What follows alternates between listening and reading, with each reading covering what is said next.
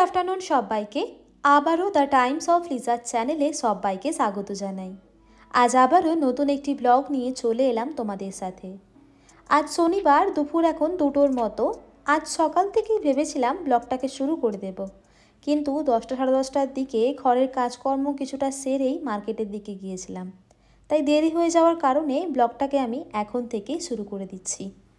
এখন আছি কিচেনে, আর কিচেনের জানলা দিয়ে প্রচুর পরিমাণে হাওয়া দিচ্ছিল, তাই ভাবলাম একবার গিয়ে দেখে আসি।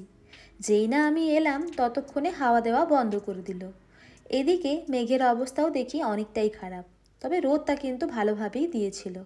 তবে যাই হোক, যে কারণে এসেছিলাম এখন আমি সেই কাজটাকে করে নিই। আমি তো বাইরে গিয়েছিলাম, তখন ওখানে গিয়েই খাওয়া দাওয়া করে নিয়েছিলাম, মানে বাইরেই আমি খাওয়া দাওয়া করে নিয়েছিলাম। অভিষেক আর সময় করে খেয়ে উঠতে পারেনি, তাই অভিষেকের খাবারটা আমি অর্ডার করে নিয়েছিলাম। তো যাই হোক, এখন খাবারটা ঠান্ডা হয়ে গেছে এসে দেখি, তাই ভাবলাম একটুখানি মাইক্রো ওভেনে গরম করে নিই খাবারটা, তারপরে ওকে দিয়ে দেব। আসলে একটু পরে ও আবার বেরিয়ে যাবে মিটিংয়ের জন্য, তো সেই জন্য ভাবলাম একবারে খাইয়ে দাইয়ে ওকে পাঠাই। এখানে আসার পর আমি অনেক নতুন নতুন ধরনের খাবারের সাথে পরিচিত হয়েছি। আমরা জানি ইডলি, ধোসা, উত্তাপাম, উপমা এসব টাইপের যে খাবারগুলো হয় সেগুলো কিন্তু আমরা সচরাচর সাউথের ডিশ সম্পর্কে জেনে থাকি, কিন্তু এখানে একটি ফেমাস খাবার রয়েছে যে খাবারটি কিন্তু প্রচুর পরিমাণে ফেমাস। আমার মনে হয় প্রত্যেক গলিগলিতে এই খাবারের দোকান থাকবেই থাকবে। এই যে খাবারটি রয়েছে সেই খাবারটির নাম হচ্ছে খুস্কা বিরিয়ানি। এই খুস্কা বিরিয়ানি সাধারণত ওই ছোটো চাল হয় না, যেটা দিয়ে আমরা মোটামুটি খিচুড়ি বানিয়ে থাকি বা পোলাও বানিয়ে থাকি, সেসব যে খাবারগুলো হয়, তো সেই খাবারের চাল দিয়েই কিন্তু এই বিরিয়ানিটি তৈরি করা হয়। তো দেখো, চিকেনটাকেও কিন্তু খুব সুন্দর করে একটু পাকিয়ে পরে এই বিরিয়ানির সাথে তৈরি করা হয়। এবার যদি তোমরা আমাকে জিজ্ঞাসা করো এই বিরিয়ানির সাথে নর্মাল বিরিয়ানির পার্থক্য কী, প্রথমত চালের পার্থক্য রয়েছে, যেহেতু এখানে ছোটো চাল ব্যবহার করা হয় আর আমরা ব্যবহার করি লম্বা চাল। দ্বিতীয়ত এখানে আতর ব্যবহার করা হয় না, যেটুকুনি রান্না করা হয় সেটা কিন্তু মশলার ওপরে, মানে বিরিয়ানির মশলার ওপর। আর তাছাড়া কিন্তু আমরা যেরকম দুবার করে রান্না করি, যেরকম চিকেনটা আলাদা করি, তারপর আমরা রাইস তৈরি করি, তারপর কিন্তু আবারও দমে ব্যবহার করি, তো সেরকম 3 রকমভাবে করা হয়, কিন্তু এখানে কিন্তু সেটা একদমই করা হয় না, একবারে একসাথেই করে দেওয়া হয়। আর এখন দেখো চলে এসেছি, কিন্তু যেহেতু আমি মার্কেট থেকে জিনিস কিনে নিয়ে এসেছি, ভাবলাম তোমাদেরকে একবার আমি দেখিয়ে দিই। আমাদের বাড়িতে বেশিরভাগই কিন্তু জিনিসপত্র যাও বাজার করা হয় তা কিন্তু অনলাইন স্টোরে। মোটামুটি 80% জিনিসপত্র তো অনলাইনেই কেনা হয়, বাকি যে 20% জিনিসপত্র আমরা অফলাইন স্টোরে গিয়ে কিনে নিয়ে আসি, সেটা কিন্তু অনেক মজার হয়। যেরকম ধরো এই ম্যাটগুলি, আমি এই ম্যাটগুলি সম্পর্কে অনেক ভালো ভালো রিভিউ পেয়েছিলাম, ভাবলাম একটা গিয়ে কিনে নিয়ে আসি। তা করতে করতেই মনে হলো আমাদের বাড়িতে তো 2টো বাথরুম, তাহলে 2টো ম্যাটই নিয়ে নিই। তো দেখি, তো ওখানে যখন গেলাম তখন বলল হ্যাঁ এই ম্যাটগুলো কিন্তু খুব এখন চল হয়েছে, এর মধ্যে খুব তাড়াতাড়ি করে কিন্তু জল সোপ করে নেয়। তো ভাবলাম দেখি কীরকম সোপ করে। তো আমাদেরকে যখন দোকানের ডেমো দিল তখন তো আমি অবাক হয়ে গেলাম, বাহ এরকম ভালো ম্যাট হলে তো খুব ভালো হয়। আর এর মধ্যে একটা সুবিধা দেখলাম যে পা পিছলে যে পড়ে যাবে সেটা কিন্তু একদমই হবে না, যেরকমভাবে রাখবে ঠিক ওরকমভাবেই কিন্তু রয়ে যাবে। তাই ভাবলাম আর এদিক ওদিক না করে এই 2টো ম্যাট আমি নিয়ে নিই। এইবার আসি আমি আসল কথায়, এই 2টি ম্যাটের দাম কেমন নিয়েছে। আমি মোটামুটি যেহেতু এর রিভিউ পড়েছিলাম, সেটা কিন্তু অনলাইন জায়গা থেকেই কিন্তু পড়েছিলাম, মানে অনলাইন স্টোরগুলোতে যেরকম দাম নিচ্ছে সেই সম্পর্কেও আমার আইডিয়া ছিল। কিন্তু অফলাইন স্টোরে যখন যাই তখন ওনারা বলেন যে আমরা কিন্তু অফলাইন স্টোরে অনলাইনের জায়গা থেকে কিন্তু একটু কমই দেব। তো যাই হোক, ওনারা যখন দাম বলেন তখন বলে 250 টাকা, কিন্তু আমি তো অনলাইন স্টোরে দেখেই নিয়েছিলাম, খুব বেশি হলে ওনারা বলেন 170 বা 180, এর থেকে বেশি কিন্তু একদমই নয়। কিন্তু তখনই আমি বুদ্ধি করে কী করলাম, যে অনলাইনে যে দামটি দেখাচ্ছিল সেই দামটাই কিন্তু আমি ওনাদেরকে দেখাই, যে দেখুন এখানে কিন্তু 170 টাকা করে দেওয়া হচ্ছে, এবার আপনারা বলুন কত টাকায় দেবেন। সবশেষে আমি 300 টাকায় 2টো ম্যাট আমি বাড়ি নিয়ে এলাম। এবার দেখো আস্তে আস্তে করে 2টো ম্যাট কিন্তু আমি 2টো বাথরুমের সামনে রেডি করে দিয়েছি। তারপরে চলে গিয়েছিলাম স্নান সেরে নিতে। তো স্নান করে নিয়েছি, এখন চলে এসেছি আমাদের বাড়ির পুজো ঘরে। তো পুজো ঘরে এসে পরে প্রণাম করে নিলাম, আর প্রতিদিনের মতো আমি স্নান করে আগে পুজো করি, মানে পুজো করি বলতে প্রণামটা করে নিই, তারপরে যা করার আমি কিন্তু করি, মানে বাকি যে ঘরের কাজগুলো থাকে সেগুলো আমি করে নিই। আর তোমাদেরকে বলেছিলাম না যে আমাদের বাড়িতে পুজো হচ্ছে, তো যেহেতু পুজো হয় আমাদের বাড়িতে, তো সেই কারণে মা যেটুখানি পেরেছে ঘরের মধ্যেই একটু রেডি করে নিয়েছে। তো দেখো কত সুন্দর করে সাজিয়েছে, আর দেখলেই যেন মনটা বারবার করে ভরে যাচ্ছে। আর আমি জানো সকাল হলেই ঘুম থেকে উঠে না একবার করে দেখে আসছি ঠাকুর ঘরটা, মানে আমার এত ভালো লাগছে সাজানোর পর যে আমি মাঝে মধ্যে যখনই ফ্রি টাইম পাচ্ছি একবার করে এসে পরে দেখে যাচ্ছি। চলো এবার যাই তাহলে চুলটা শুকিয়ে নিতে। অলরেডি স্নান সারতে সারতে অনেকটাই দেরি হয়ে গিয়েছে, আর এখন যদি চুল না শুকায় তাহলে কিন্তু পুরোপুরি ঠান্ডা লেগে পুজোর আগে অবস্থা খারাপ হয়ে যাবে। ওদিকে আবার অভিষেকেরও অফিস থেকে আসার সময় হয়ে গিয়েছে।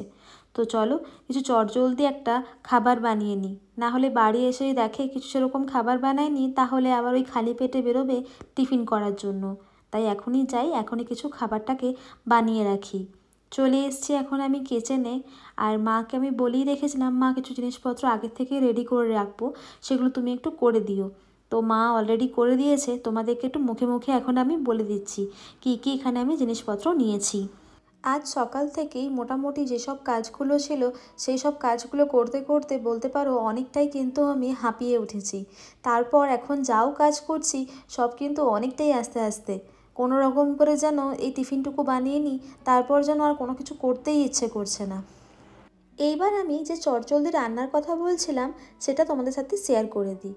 তো দেখো এখানে আমি মাকে বলেছিলাম সুজি আর টক দই কিন্তু ভিজিয়ে রেখো।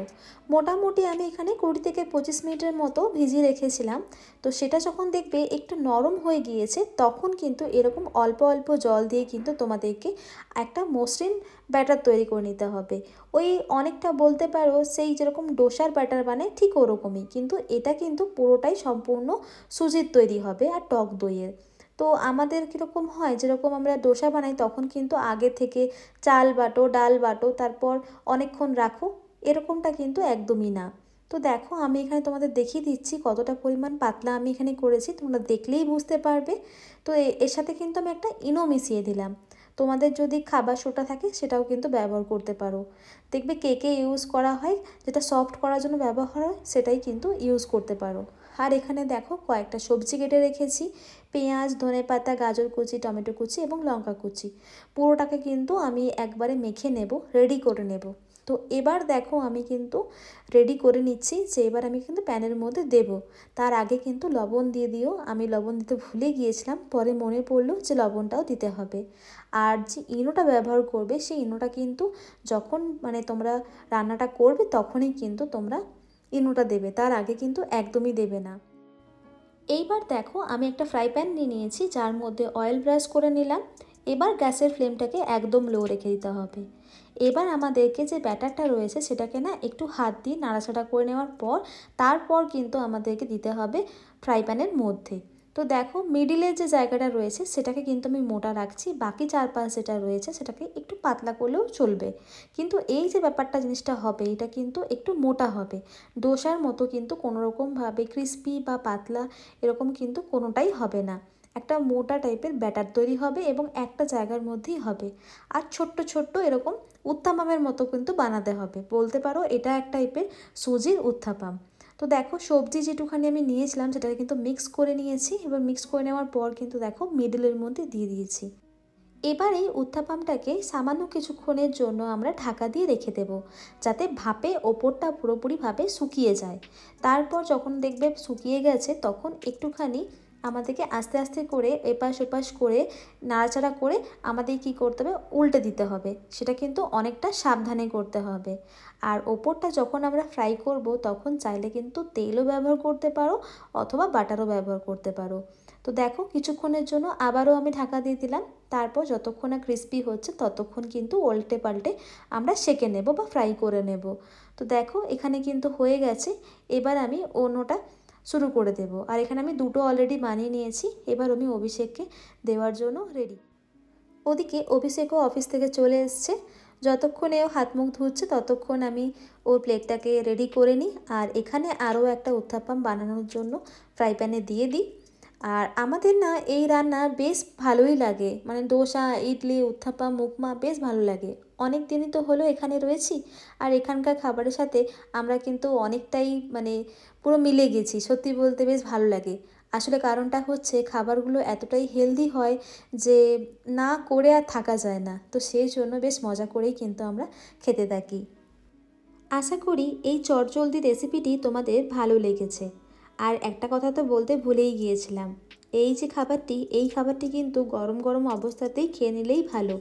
তার আগে কিন্তু যদি মনে হয় যে হ্যাঁ পরে খাবো, তাহলে কিন্তু খাবারটা অনেকটা স্বাদ চলে যাবে।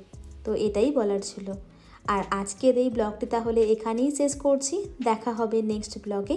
ততক্ষণের জন্য ভালো থেকো, সুস্থ থেকো। আর আজকের এই ব্লগটি তোমাদের কেমন লাগলো সেটা কিন্তু জানাতে একদম ভুলবে না। তো চলো আজকের জন্য টাটা।